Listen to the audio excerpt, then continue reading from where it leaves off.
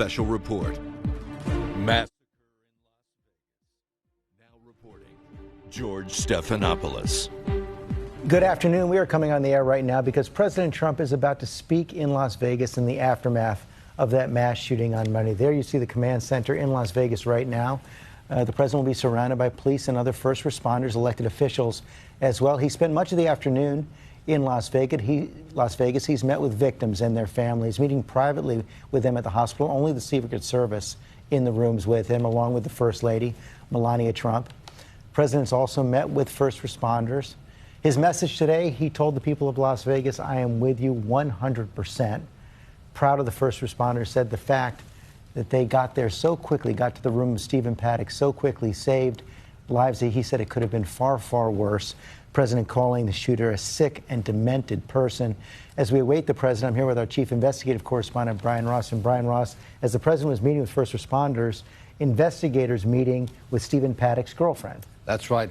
She's been inside the FBI office in Los Angeles for about 2 hours and 15 minutes now. She arrived overnight on a flight from the Philippines. She had gone there about 2 weeks before the shooting, her relatives saying that Paddock himself sent her there, and one sister of hers said that he sent her there so she wouldn't be in the way of his plans.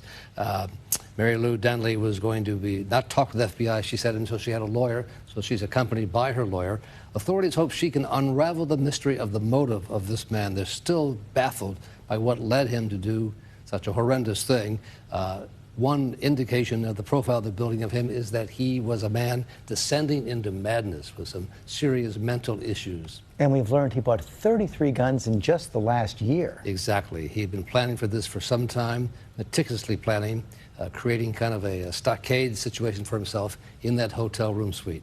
There had been reports as well that perhaps he had looked at another concert just a couple of weeks before the Country Music Festival. That's right. Authorities say they are investigating whether he had sort of a dry run in preparation for this or he changed his mind. They're still not clear, and they do hope that the former girlfriend, who he met as a casino hostess, will be able to unravel some of the mystery.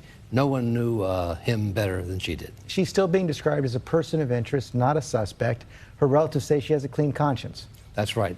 And she said so far there's no charges against her, no indication. They see her as somebody who can just tell them what was going on in the mind of Stephen Paddock. Cecilia Vega also in Las Vegas with the president, our senior White House correspondent. We're going to keep an eye on that room. But Cecilia, of course, the president coming to Las Vegas for these meetings in the wake of that visit to Puerto Rico yesterday. Exactly right, George, and he's made a number of stops here on the ground since he and the First Lady touched down a couple of hours ago. As you mentioned, he's at that command center right now where he just wrapped up speaking to a room of a number of first responders, thanking them for their work. You know, we're hearing the president keep in that somber tone that he struck on Monday in the hours after the shooting from the White House there. What he's not talking about, and he's been asked point blank by the reporters who are traveling with him about whether there is a need for gun control. He's so far avoiding those questions, saying that that's a conversation that we're going to have at a different time. He was also asked some questions about this shooter today, asked if we have a sense of what the motive is yet, and the president said not yet as far as he can say. But you mentioned it, George. There is a word that the president keeps using, a demented man, a very sick man. But really the focus for President Trump out here on the ground in Las Vegas is these victims, is these stories of heroism. He is focusing on those right now and praising, George, again, those first responders for that speedy work out here on the ground. Saying he's proud of their work. Nevada Governor Brian Sandoval at the podium now. Let's listen in. Their bravery, their professionalism, and everything that they've done for us. It makes me so proud as a governor. The first responders and how they've reacted to this situation and provided so much love and care for all the people that were harmed by this horrible incident. The medical community, the men and women at all our hospitals who came to the aid of all these people. The employees at MGM Resorts and how they responded as well. And everyone else, perfect strangers, and how they responded to this and gave love and assistance to their fellow man. You know, I also want to thank the people from across the country and across the world for their outpouring of support and generosity that has come here. It's unprecedented in our history. It makes us feel like we're not alone and gives us strength. Briefly, I attended a candlelight vigil last night at the University of Nevada. It was an impromptu event. Over 1,500 people showed up. on very short notice. We all held candles. We all hugged one another. We held hands, and we held those flames out in front of us to show tribute to the victims and their families of this horrible, horrible event. And at that moment, despite how dark and cold it was, I saw and we all saw that the greatest darkness can't put out the smallest light.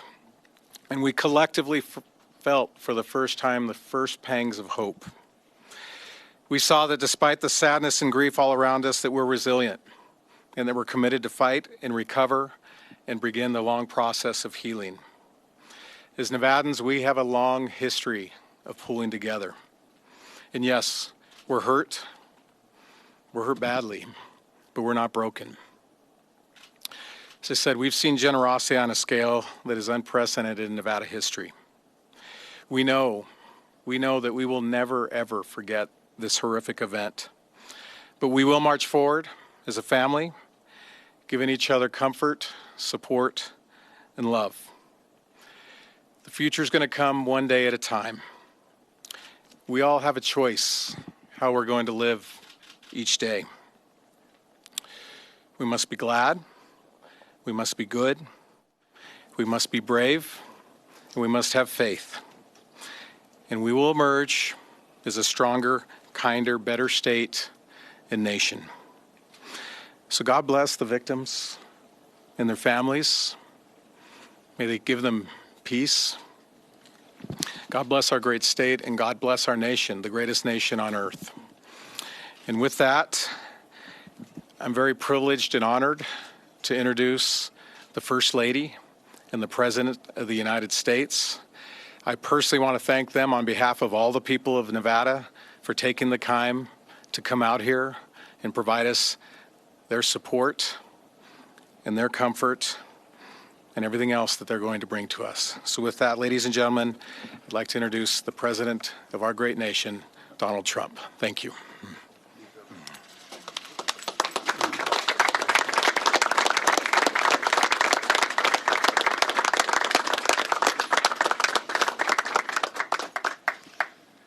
Thank you very much, Governor, and we really appreciate that. And I will tell you, the people of Nevada and the extraordinary city have shown the world their incredible character, courage, and resolve. Nevada really is a very, very special place. I'm honored to be here today at the Las Vegas Metropolitan Police Department in the company of heroes. Thank you to our police, our firefighters, and to our first responders, and of course to Sheriff Lombardo. Incredible job you've done. Mayor Goodman. Hello, Mayor Goodman. I couldn't be blocked by anything No, more no, you beautiful cannot. in the world. Senator Heller. Thank you very much. Senator Cortez Masto. Majority Leader. Where is Kevin? Majority Leader. Kevin McCarthy. Adam Laxalt. All of the great congressmen that we have with us today from both parties. We just are very honored that you could be with us. And on behalf of the grateful nation, Melania and I thank each and every one of you in law enforcement. In the depths of horror, we will always find hope in the men and women who risk their lives for ours. The mass murder that took place on Sunday night fills America's heart with grief. America is truly a nation in mourning. I visited the hospital earlier today, where many victims are still recovering from their wounds, and we ask God to ease their suffering and to speed their healing. We pray for the recovery of the injured and those injured officers who so bravely threw themselves into danger when duty called. And we grieve the loss of the law enforcement personnel who were killed in this vicious attack. Many families tonight will go to bed in a world that is suddenly empty. The people they so dearly love were torn away from them. forever. Our souls are stricken with grief for every American who lost a husband or a wife, a mother or a father, a son or a daughter. We know that your sorrow feels endless. We stand together to help you carry your pain. You're not alone. We will never leave your side. Here at the police department, we remember one of our own who died this week, Charles Hartfeld. He was a very, very special person. Officer Hartfeld was a proud veteran, a devoted husband, a loving father. His death is a tragic loss for this police force, for the city, and for our great nation. We struggle for the words to explain to our children how such evil can exist, how there can be such cruelty and such suffering. But we cannot be defined by the evil that threatens us or the violence that incites such terror. We're defined by our love, our caring, and our courage. In the darkest moments, what shines most brightly is the goodness that thrives in the hearts of our people.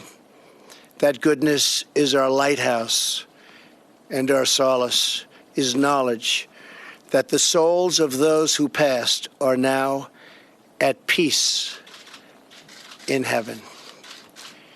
Here on earth, we are blessed to be surrounded by heroes. As one eyewitness recounted this week, while everyone else was crouching, police officers were standing up as targets, just trying to direct people and tell them where to go. The officers were standing up in the line of fire to help those in danger and to find out where those horrible shots were coming from. Words cannot describe the bravery that the whole world witnessed on Sunday night. Americans defied death and hatred with love and with courage. When the word and the worst of humanity strikes, and strike it did, the best of humanity responds. Parents and spouses use their own bodies as shields to protect their loved ones. Americans dashed into a hail of bullets to rescue total strangers. Joining us today are many of the heroes who were here during that horrible moment, that horrible night, including Las Vegas Metropolitan Police officers Tyler Peterson and Tanner Gurley, and civilian Aaron Stalker. Officer Peterson was on his second day on the job when the shooting began. I just visited him in the hospital.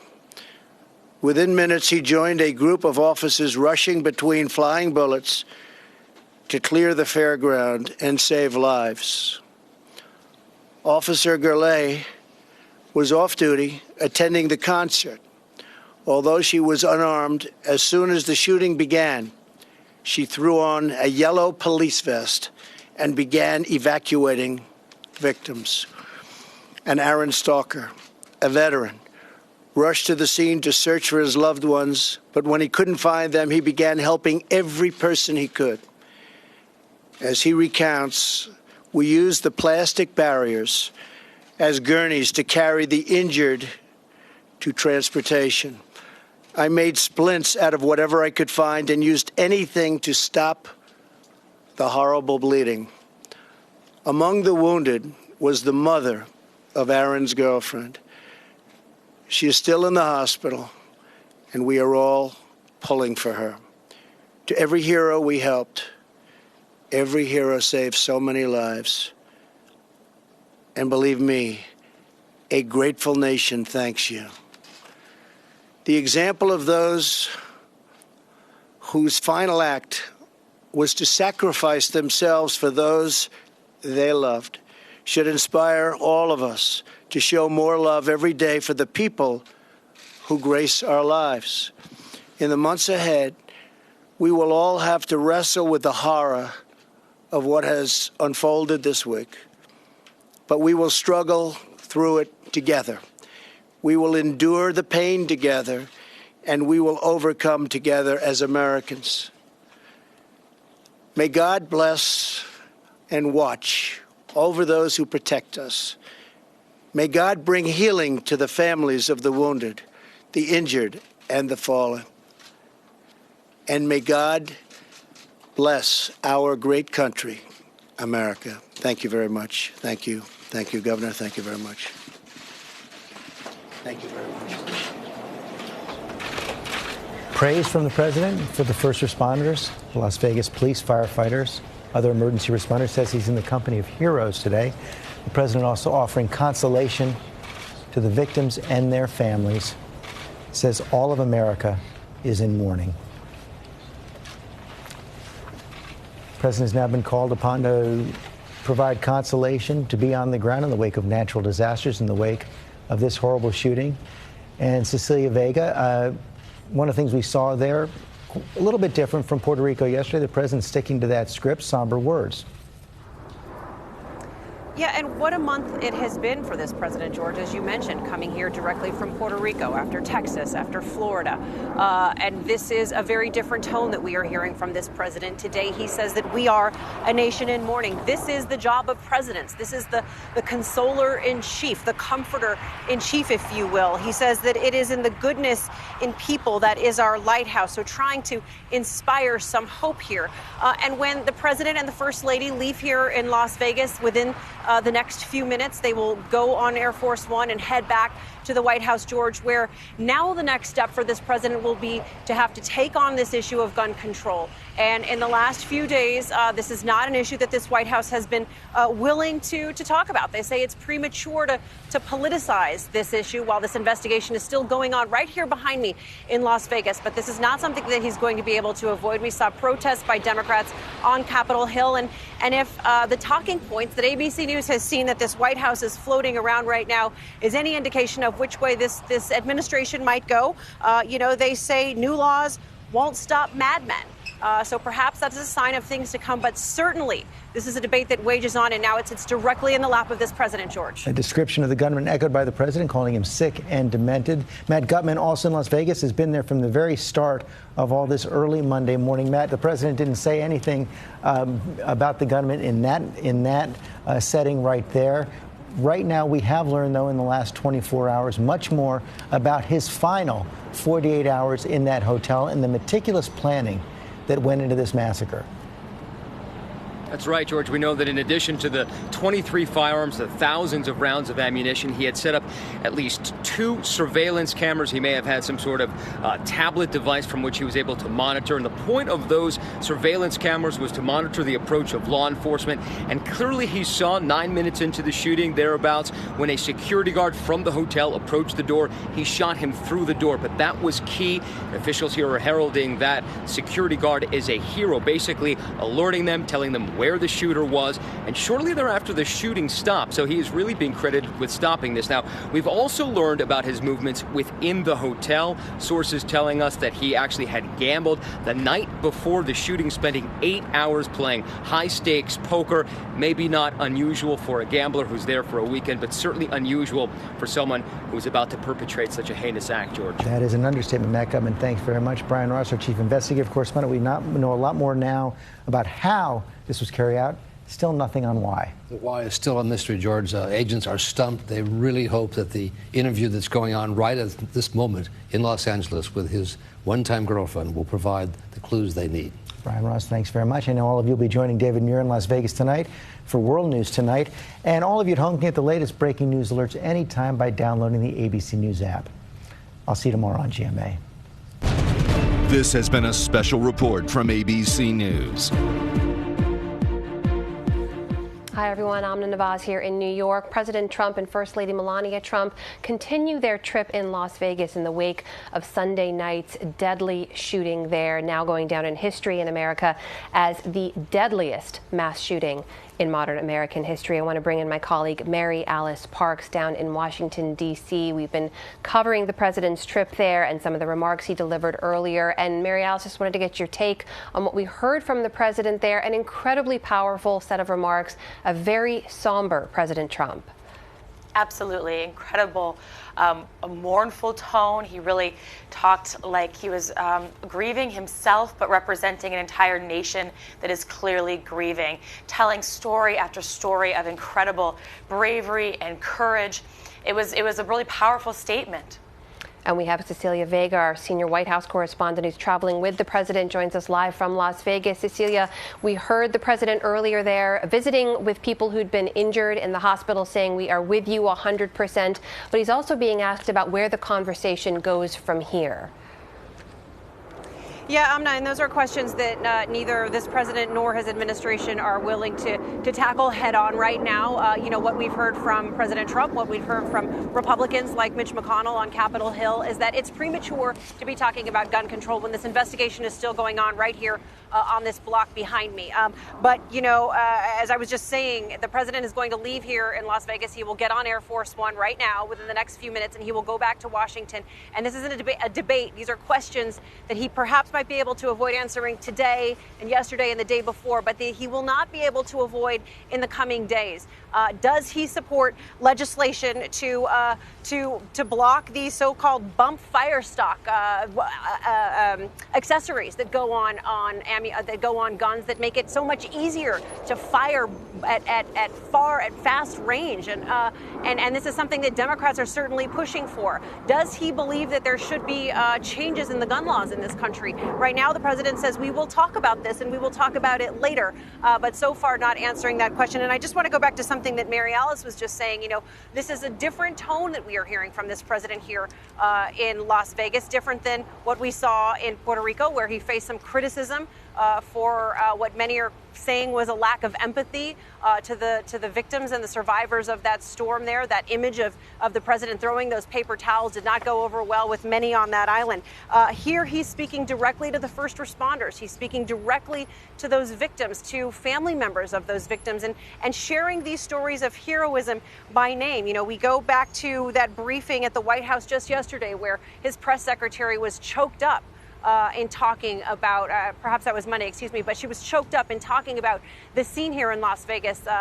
Just like this nation, this is an event that has rocked this White House, and I think we saw today personally that it also is rocking this president. Absolutely, a big moment for the president and for this country. Our senior White House correspondent Cecilia Vega traveling with the president in Las Vegas. Also in Las Vegas, our colleague Matt Gutman, who has been covering the story from the very beginning, those early hours of absolute chaos through the investigation as it moves forward. And Matt, we are learning some stunning details about what exactly the suspected shooter, 64-year-old Stephen Paddock, went through, not just in the hours before he perpetrated this crime, but in the year before that. It had taken him a significant amount of time to stockpile this armory that he had built up. We're talking about tens of thousands of dollars worth of weaponry, about 50 rifles, thousands and thousands of rounds of ammunition. And he wasn't just buying run-of-the-mill types of ammunition.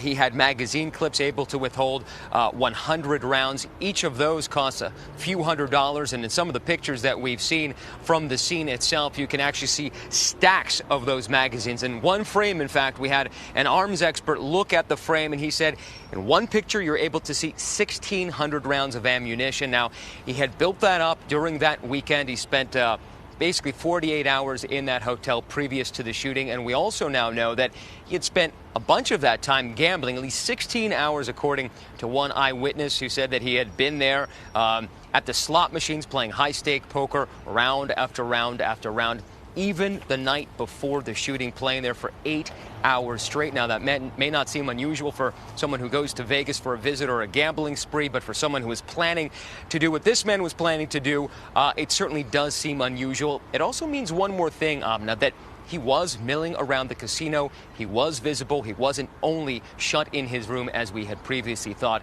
taking in room service and keeping out housekeeping. Amna. Matt, in the way of a reminder now, that death toll has now been updated to 59 killed, 527 injured. It strikes me as you're talking about that stockpile he had built up and the way in which his final hours were spent, his final minutes, in fact, before he ended up taking his own life. Do investigators think that this could have actually been much worse than it was?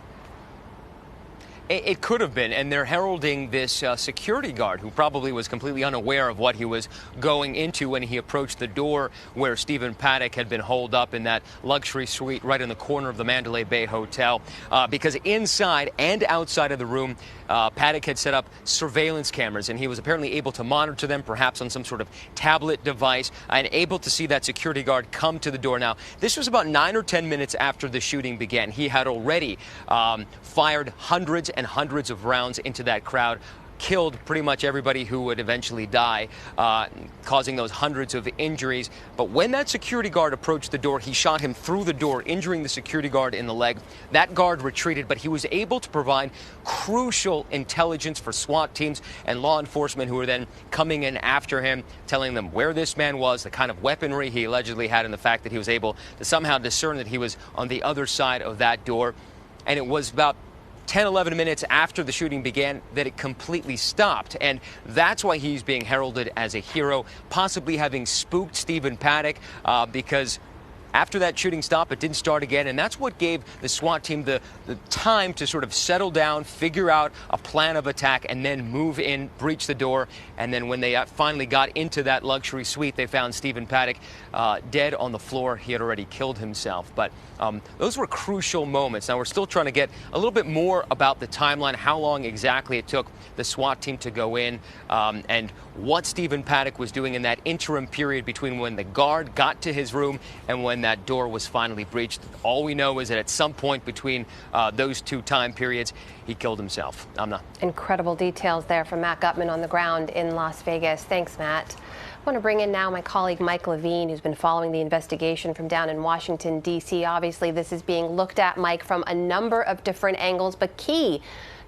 question here is the motive. When we're talking about Stephen Paddock, we're learning more about some of these details Matt just shared. Do we know why he wanted to carry out this crime in the first place? That is still the elusive question. The FBI and local law enforcement have spent 3 full days now trying to build a portrait of this man, and they're really coming up empty as to the answer to why. They know that he was a big gambler, as Matt Gutman referenced. He over 3 years, he gambled more than $10,000 each time on 200 plus occasions. They know that he owned a number of properties, but they don't know why he did this or what drove him to this madness. I think our colleague, ABC contributor John Cohen, is also joining us on the phone. And John, further to this point, because this is a question on a lot of people's minds, and building on some of the reporting of our colleagues here, we're learning more now about the mental state of this man. There's an incredible report by our colleague Brian Ross at abcnews.com that suggests that this was a man whose mental state was in serious deterioration in the weeks leading up to the attack. We hear a lot about a profile. Can you tell us more about that? What questions investigators are looking to answer here? Yeah, now what we are seeing as we learn more and more about this individual is that he does share some of the common behavioral characteristics that we've seen in other mass casualty attackers, particularly in the United States over the past several years. And while the motives for these past attacks have all differed, what all of these individuals had in common is that there was some underlying mental health issue. They tended to grow up in families that were somewhat dysfunctional. We've learned that this individual was the son of a highly violent criminal who possibly had mental illness in his history as well. They tend to have very dysfunctional marriages themselves, family situations themselves. They are disconnected from community. They have problems socializing with people. These are all common characteristics that we've seen in mass casualty attacks, whether they be inspired by a terrorist ideology or whether they are based on some other grievance. And as each day goes by and we learn more and more about this individual's life, it appears that he, too, exhibits a lot of these common psychological and behavioral characteristics. So, Mike, further to that point now, John mentioned there are some of the people who can be questioned and looked into to fill in some of the information. We know that Stephen Paddock's girlfriend, Mary Lou Danley, is now being questioned by FBI investigators in Los Angeles. What is it that they'd be asking her? What clues could she be offering that help them understand Stephen Paddock?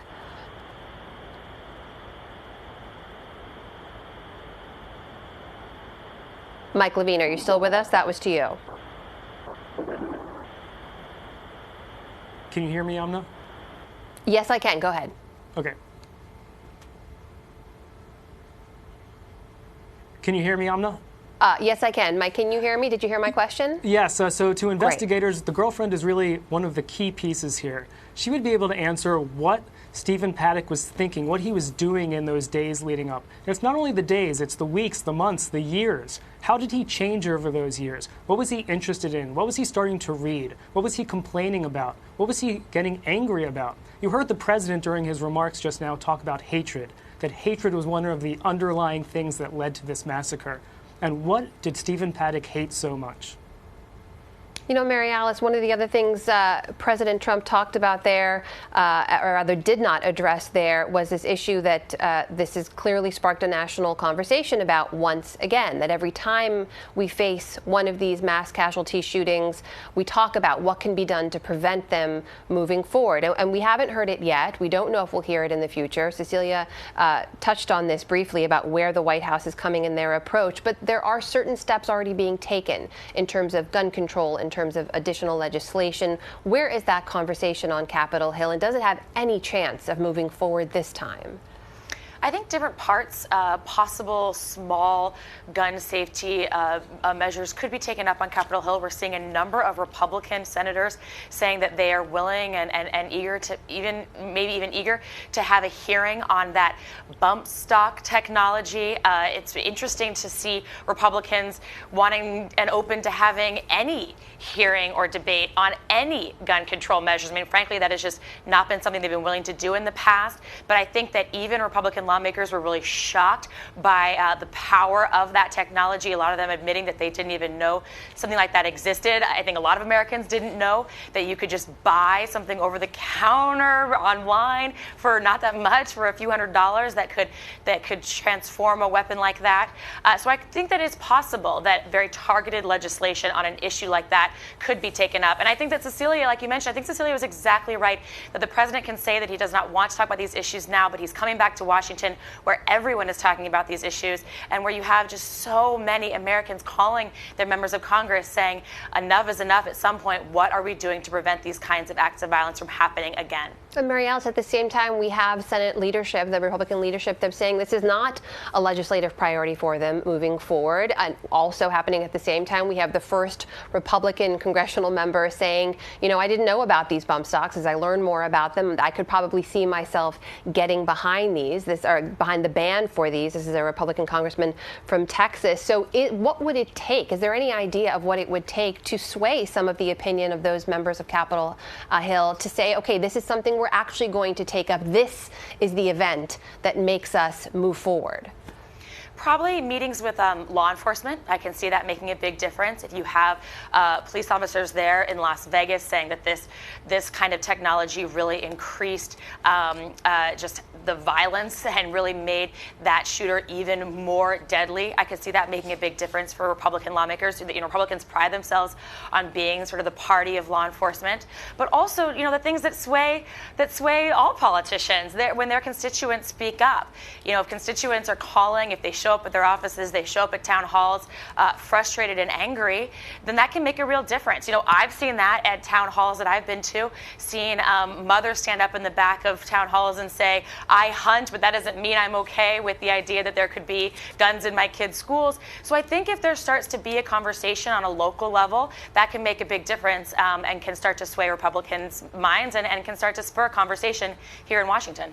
You know, John Cohen, who's joining us on the phone here, you've worked in law enforcement at every possible level over your entire career. You talked a little bit about some of the common characteristics in terms of a behavioral profile, but are there other characteristics in terms of the kinds of targets we're seeing when it comes to these mass casualty shootings?